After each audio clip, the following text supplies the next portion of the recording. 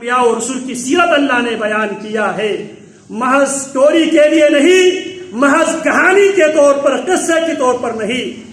ما كان حديثا يفترى ولكن تصديق الذي بين يديه وتفصيل كل شيء وهدى ورحمة لقوم يؤمنون۔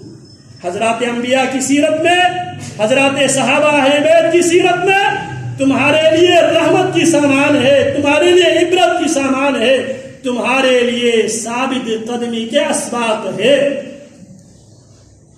وَكُلًّا نَقُصُّ عَلَيْكَ مِنْ أَنْبَاءِ الرُّسُلِ مَا نُثَبِّتُ بِهِ فُؤَادَكَ۔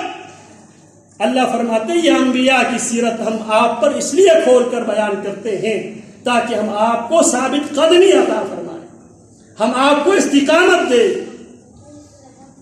تو استقامت کے لیے اللہ رب العالمین سے دعا اور اپنی سوسائٹی کی طرف نظر ثانی کر کے اچھے سوسائٹی کو چوز کرنا۔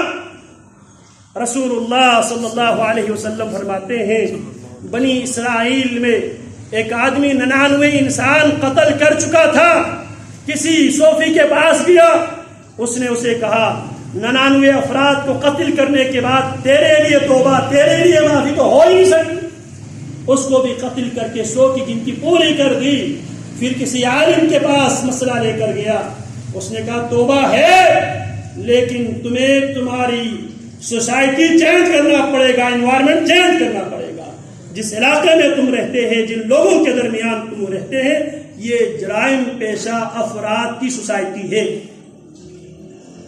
وہ اسی نیت سے نکلا، سوسائٹی چینج کرنے کی نیت سے۔ اچھے لوگوں سے ابھی ملے نہیں ہے، اچھے لوگوں کی طرف